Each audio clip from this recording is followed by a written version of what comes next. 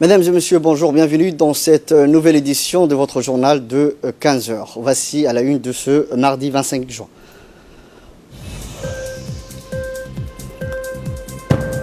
Le chef de l'État a présidé la 12e séance du Conseil des ministres.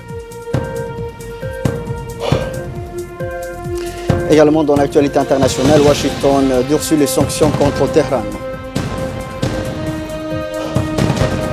Sous la présidence du chef de l'État Ismaël Omar Guelleh s'est tenue la 12e séance du Conseil des ministres en ce mardi 25 juin. 4 projets étaient inscrits à l'ordre du jour. La première question concerne un projet de loi portant ratification de l'accord de financement pour le projet de construction du câble sous-marin de télécommunications à Djibouti, suivant la première partie du compte rendu du Conseil des ministres, un compte rendu qui nous a été fait par le ministre des Affaires étrangères, Mahmoud Ali Youssouf. Sous la présidence du chef de l'État, son Excellence M. Ismaël Omar Guelleh, s'est tenue la 12e séance du Conseil des ministres en ce mardi 25 juin 2019. Étaient inscrites à l'ordre du jour 4 questions. La première question concerne un projet de loi portant ratification de l'accord de financement pour le projet de construction du câble sous-marin de télécommunications à Djibouti, dénommé DER 1. La République de Djibouti a conclu avec la Banque islamique de développement le 25 mai 2019 un accord de financement d'un montant de 38 830 000 $, soit environ 5 500 millions de francs djibouti, pour contribuer à la réalisation de ce projet de câble sous-marin, donc appelé DER. Le projet consiste à interconnecter 2 principaux hubs de télécommunications en Afrique de l'Est, à savoir la République de Djibouti et la République du Kenya. 2 branches d'interconnexion secondaires permettront de relier le tronc principal du système avec Mogadiscio, Barbara et Bosaso en Somalie.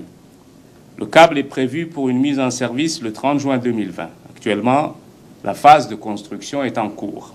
Ce projet permettra de contribuer au développement socio-économique de notre pays en fournissant des services de technologie de l'information et de la communication efficaces et fiables, ce qui propulsera Djibouti comme pôle régional des technologies de l'information et de la communication d'ici 2024, tout en fournissant un accès Internet à plus de 60 millions d'abonnés dans la région d'ici 2024. La station d'aboutissement du câble sous-marin sera située dans le district de Haramous, à Djibouti Sud. La question 2 est relative à un projet de loi portant ratification d'un accord de financement pour le projet de renforcement du système de santé axé sur la santé maternelle, néonatale et infantile. Notre pays a conclu avec la Banque islamique de développement, toujours le 15 mai 2019, un accord de prêt par vente à tempérament d'un montant de 20 millions de $, soit 3,5 milliards de nos francs, et un accord de prêt ordinaire de 6 millions de $, soit 1 milliard de francs Djibouti. Ce projet s'inscrit dans le cadre du plan national de développement du système de santé, notamment l'amélioration du domaine de la santé maternelle et infantile et la réduction de l'impact des maladies transmissibles et non transmissibles sur le bien-être social de la population et sur la productivité économique de notre pays. Ce financement servira également à renforcer la capacité du système de santé à répondre efficacement aux besoins de la population en matière de services d'urgence à travers la réhabilitation et la transformation de l'hôpital Bouffar en centre national de référence en santé maternelle, néonatale et infantile. La rénovation de l'extension des unités d'urgence des hôpitaux Pelletier et Balbala et ainsi que la réhabilitation des CMH des 5 régions de l'intérieur. Le projet a aussi comme cible l'appui pour la formation de courte et longue durée du personnel de base dans les domaines de formation identifiés. Ce projet appuiera la formation en suivi, évaluation, ainsi que le développement de manuels et de guides pour l'amélioration continue de la qualité des services PLNS. La troisième question concerne un projet de loi portant ratification de la Convention de la Haye sur la protection des enfants et la coopération en matière d'adoption internationale. Voici la seconde partie de ce Conseil de ministres, toujours avec le ministre des Affaires étrangères, Mahmoud Ali Youssouf. La troisième question concerne un projet de loi portant ratification de la Convention de La Haye sur la protection des enfants et la coopération en matière d'adoption internationale. Il est primordial pour la protection de nos enfants de réguler l'adoption et de mettre en place un système de coopération et de collaboration efficace avec les pays d'accueil pour lutter contre les pratiques illégales. C'est dans ce cadre que la Convention de La Haye sur la protection des enfants et la coopération en matière d'adoption internationale doit être ratifiée par notre pays. Cela constitue un élément de garantie pour les enfants, les familles naturelles et les familles adoptives, car elle définit le cadre de l'application pratique des principes de l'adoption internationale, contenus dans la Convention relative aux droits de l'enfant. En effet, on compte parmi ces principes la garantie que les adoptions ne sont autorisées que par des autorités compétentes, guidées par le consentement éclairé de tous les intéressés, que l'adoption internationale jouit des mêmes garanties et normes que celles des adoptions nationales et que l'adoption internationale ne débouche pas sur des gains financiers impropres pour ceux qu'elle implique. La quatrième question concerne un projet de décret portant approbation du contrat de concession du projet éolien. Ce contrat de partenariat public-privé concerne la construction d'un parc éolien à Goubette et la production d'énergie éolienne renouvelable. Dans le cadre donc de ce contrat, une centrale éolienne de 60 MW sera construite à Goubette et le consortium en charge donc de ce projet est un consortium de développement qui est composé d'Africa Finance Corporation, de Great Investment Holdings, de la FMO et du Climate Investor One. Ce projet reste le premier projet signé dans le cadre d'un partenariat public-privé. Le président de la République, Ismaël Omar Guelleh, a reçu aujourd'hui au palais présidentiel le lettre des créances du nouvel ambassadeur de la Fédération de Russie, Mikhail Kolanov. Le nouveau ambassadeur de la Fédération de Russie, Mikhail Kolanov, se réjouit d'exercer ses nouvelles fonctions dans un pays avec lequel la Russie a des relations d'amitié profondes et de respect pendant plusieurs décennies.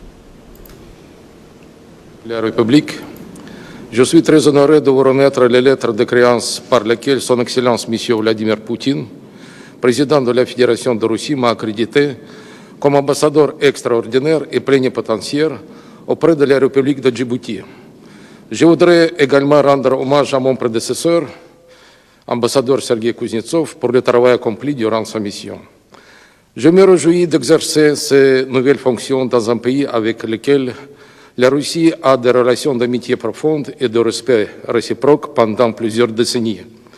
À Moscou, on apprécie particulièrement vos efforts inlassables pour maintenir la paix et la stabilité à l'échelle nationale et régionale. Nous tenons à continuer notre dialogue politique, y compris sur le haut niveau. Nos deux pays partagent les approches communes aux problèmes clés globaux. Le mécanisme de consultation politique dans nos ministères des Affaires étrangères, récemment établi, a démontré son efficacité et l'intérêt réciproque d'approfondir nos liens dans plusieurs domaines. La Russie est prête à développer d'une manière conséquente notre coopération militaire et technique, ainsi qu'à continuer l'information des cadres nationaux civils et militaires, le domaine où nous avons obtenu de bons résultats. Je pense aussi que la Russie et Djibouti, comme les pays démocratiques, pourraient mieux utiliser le potentiel des relations interparlementaires. Excellence, Monsieur le Président, permettez-moi de vous adresser mes félicitations les plus chaleureuses et sincères à l'occasion du 42e anniversaire de la fête nationale de l'indépendance de la République de Djibouti et tous mes meilleurs vœux pour vous-même, pour vos proches et ceux de la paix et de la prospérité pour le peuple djiboutien. Je voudrais vous assurer que je vais appliquer toutes mes forces et mon expérience pour faire progresser nos relations bilatérales. Dans ce contexte, je compte sur votre aimable soutien et assistance personnelle. Vive la Fédération de Russie et vive la République de Djibouti. Vive l'amitié entre nos deux peuples. Je vous remercie, Monsieur le Président.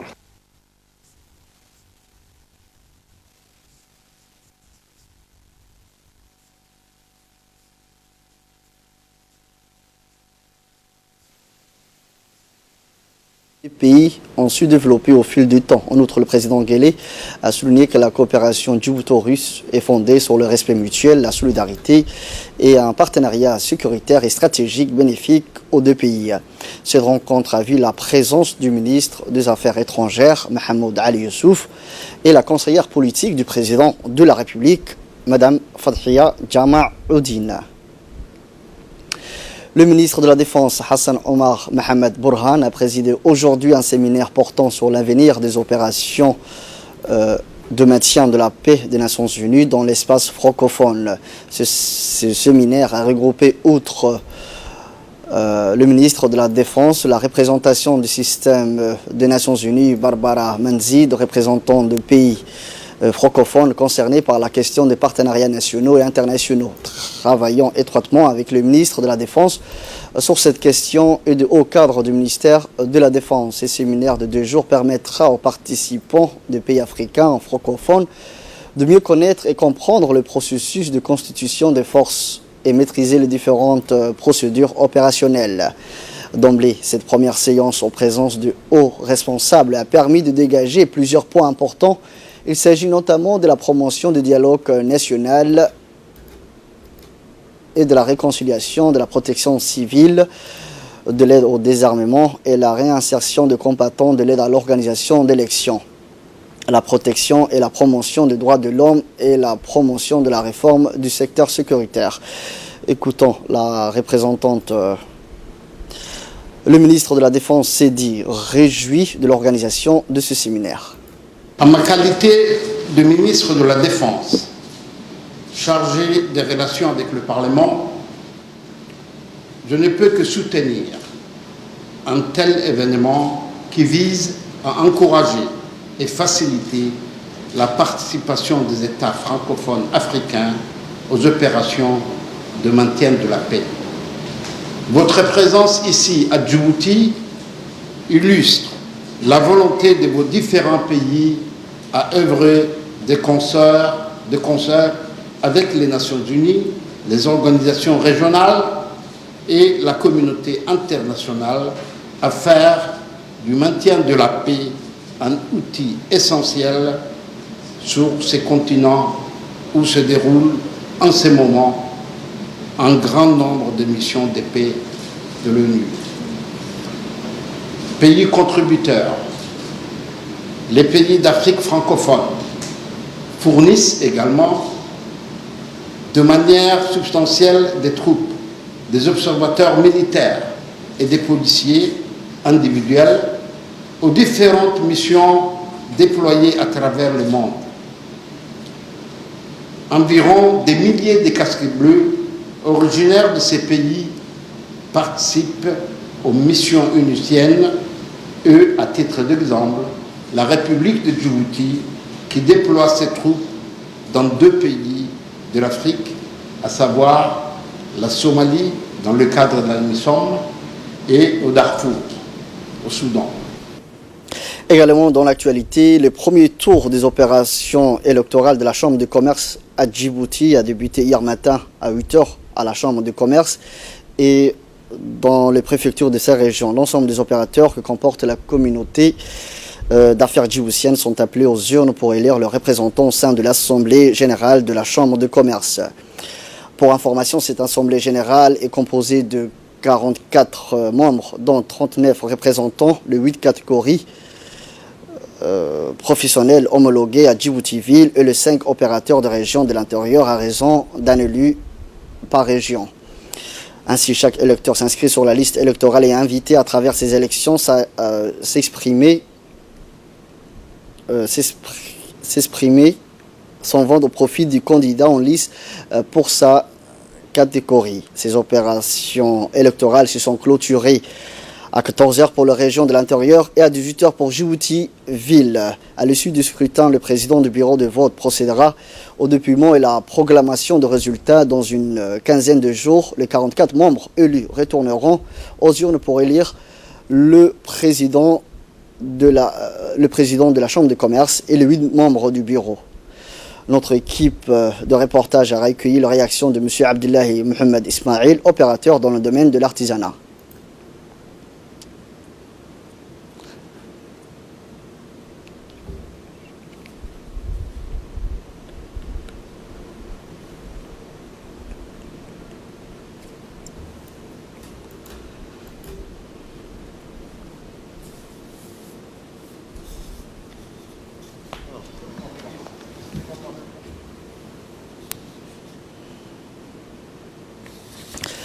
Vers 23h passées, le président de la Chambre de commerce de Djibouti, Youssouf Moussa Dawalé, a accordé une interview à la télévision nationale sur le résultat et les bons déroulements du scrutin.